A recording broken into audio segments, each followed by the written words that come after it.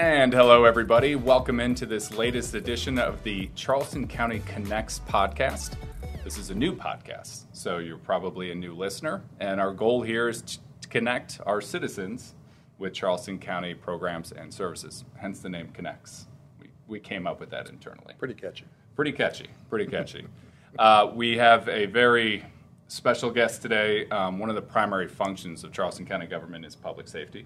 And we're joined by Jim Lake, Director, Charleston County 911 Consolidated Dispatch. I think one thing you guys have been tackling a lot lately is how you deal with 911 hangups. For our listeners, people who are driving right now, they could be driving, they could see an accident, they call it into the 911 center. What's that process like for the call takers when they get 15 phone calls for an accident on I-26? And that is not uncommon, especially if it occurs during the day, during rush hour. We will see a lot of those calls come in, so we answer as many as we can. Once we realize they're duplicates and they don't have any additional information, we'll go to the next call. But oftentimes callers get hung up in that system where they can't get through to somebody, and in some cases they hang up and then call back again. Mm-hmm. And it just adds to that call volume. And that's natural. If you're calling, you're in an emergency situation and you're not getting someone to answer, you want to hang up and call back. But that actually doubles up the workload. Yes, because once you call the first time, it's still in our system as an abandoned call. That's what we would refer to it, or a hang up. And then the call taker then goes through a process of trying to reach the person that called. So there's a text message that's sent, or if we don't connect, we try calling. So there's a whole process, so we end up tying up resources trying to get to that abandoned or hang-up call, mm-hmm. and not getting to the calls that might be coming in. And that certainly adds to the frustration, not only for our people, but for the callers as well.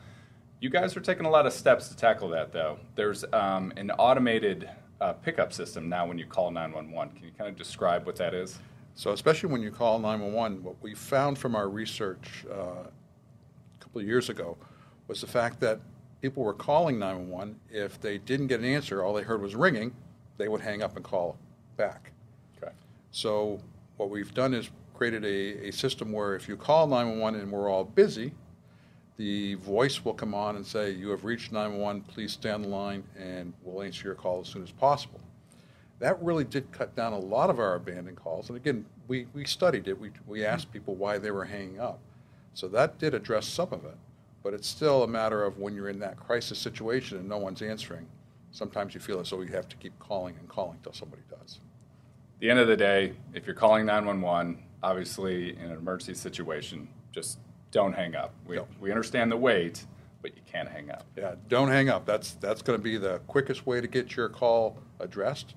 Mm-hmm. And although it might seem frustrating, and to some people especially, time drags for them, and it seems like it's forever, and it may not be as long as you think it is. Absolutely. You've been in this business a long time. A long time. Over 40 years.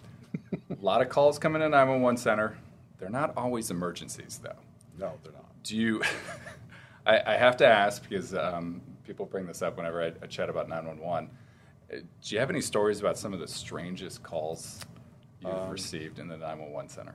I think by far the strangest one is where the person didn't get his correct change for his drugs, and he called us to report that. And so we said, we'd be very happy to come out and help you with that, sir. And so I think there were multiple arrests from that. So he calls, says it doesn't get changed, and you guys politely send law enforcement out to help him with his change situation. I mean, it's the least we can do, I think, to assist in that situation. That is nicely done. I actually use that as a transition here because there are calls that come into 911 center that come into the administrative line that may not be for the Charleston County 911 center. Something else, and again, this is all to take the workload off the call takers and dispatchers. Correct. So the same people, essentially the same people answering your 911 call are answering that administrative line where we sometimes get non-emergency calls, or we do get calls for service. But what we found from the data we've collected recently is that we are getting way too many what we call administrative calls. It doesn't really require an emergency response. doesn't require a response at all. They're just trying to report something or they need information. We'll often get people calling us to ask if so-and-so is in jail. And we're not the jail. We wouldn't know. We'd have to transfer that. Or they'll ask us for a phone number and some other type of calls that we feel that we can handle a little differently.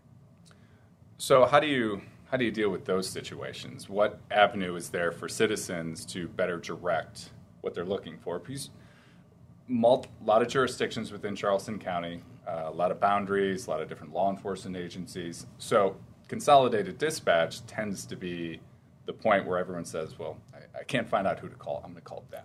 Yes, we're the catch-all, and so we really do want to provide a great service to the public, so we don't want to just not answer their questions. We want to get them to the right resource. So what we've just installed on our administrative lines is Amazon Connect, and when you call that number, you will get a different voice than what you've heard before, and they'll ask you why you're calling. And from that data, what we've been able to do is identify what are those top 10 calls that Amazon Connect can now give you an answer or direct you to so that we don't actually have to connect you to a human. So our goal is to have humans interact with humans when they need to. Mm-hmm. There are times when we need to have that personal conversation between humans. But in many cases, people are just calling because they have to report something. They need an incident number. So recently we were made aware that Amazon now has a policy if something is stolen from your front porch, in order to get that replaced or refunded, you have to have a police incident number. So people are now forced to call us to get an incident number. And in many cases, it's not something that law enforcement may go out and immediately investigate or investigate at all. Sure. There's probably nothing there to do. So that's still workload coming to us. Now, we want to help the public, and the public needs that. So how do we get that information to them in an automated way so it's not tying up resources, the public gets what they want, and everybody's happy? So break it down in an example. If I was in the situation, somebody stole a package, depending on what jurisdiction you're in, the Amazon system will direct you to that law enforcement agency so you can file a report or at least report the situation. Yes, so they'll say contact your local law enforcement agency for an incident number to put on that report to Amazon. And so they call that 10-digit number that we have, the 7200 number. Mm-hmm. And really all they need is an incident number so they can get their package replaced or refunded. And so they don't need much more. But they still need that, and we want to make sure they get that. Mm-hmm. How do we give that to them in an automated way? Okay. You think they could just send all the Ring doorbell video of people stealing? At some point, they probably will say, here's our Ring doorbell, just attach it to the report. Call it a day? Yep, call it a day. Call it a day. All right, so a couple of the things that we've covered dealing with 911 hang-ups and some of the non-emergency numbers. But really, when it comes to providing service to the citizens, employment, and recruitment for the 911 center, how many calls do you guys deal with in a given week, day, month, year? In a year, we do about 890,000 phone calls. About 250,000 of those are 911 calls, and the rest come in on that 10-digit number. And call takers, dispatchers you have right now? Working in the job, we should have 124, and we actually have about 70 that are actually working on the job. Okay. So we are severely short-staffed. Short-staffed, but at the end of the day, this is a great opportunity for people who are looking to get into the public safety field. Absolutely. As a matter of fact, as I leave here tonight, I'm going back to the center. We have 3 of our staff that are getting SAVE awards. They provided CPR instructions over the phone to a caller, and this person they provided that information to is alive and well today because of that. And also tonight we're giving out what we call a Stork Award. We also gave instructions to a caller on how to deliver a baby when they called us. So, I mean, we make life-saving decisions. We help people through their best of times and worst of times. And so that's it's rewarding. So they literally walk somebody through how to deliver a baby. Were they in a car? I mean, I can't imagine having to provide that information. They are home. We did have a situation at one point where they made it as far as the Ravenel Bridge, and we had to give instructions on how to deliver a baby on the bridge. So there are those times that they're a little unusual, but for the most part, I think what happens is when many people go to work, they provide a great service and they go home. When our people go to work, they not only provide a great service, they've impacted people's lives in a positive way and been there for them in their worst of times. I think anytime you call 911, you're witnessing or a part of something that you're going to remember, and you're probably going to remember that voice on the other end too. What's it like for you when you do get to provide these life-saving awards to your employees? I'm sure there's a sense of pride not only for them but for staff as well to be a part of that. It's for me, it's a great sense of pride that we've been able to build this thing together that we call a Consolidated 911 Center. But I think for them, it's the affirmation that they've made the right choice in their career, and that all of the bad stuff they hear every day, that there's some good that comes out of that. And I think those are the things that not only motivate those individuals, but the team to come in and say, you know what, we are making a positive impact. It's not all bad. Okay. There is a process to becoming a call taker or dispatcher. There's weeks of training. What's that process like for somebody who applies? Sure. There's an application process. There's an interview process. We do a background check. We provide all the training, so really what we're looking for people to come with us are those good customer service skills. Mm-hmm. You're okay talking with people, and you're okay in stressful situations.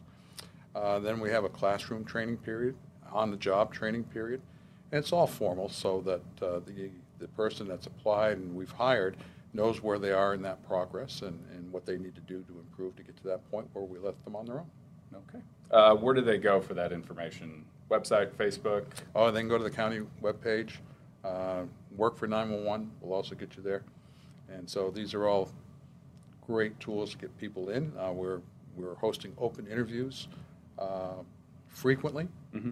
And so we're doing everything we can to get the word out to the public, Indeed, LinkedIn, anywhere that you would normally look for a job. Okay. Well, hopefully we can attract a lot of great candidates. To recap some of the things we covered, you call 911, don't hang up. Work for 911. Also, if you're committing a crime and lacking change, also don't call 911. Give us a call. Call 911. I take call that back. Us. We're glad to help you out. Awesome. Well, Jim, thank you very much for the time, and look forward to doing it again. Thank you.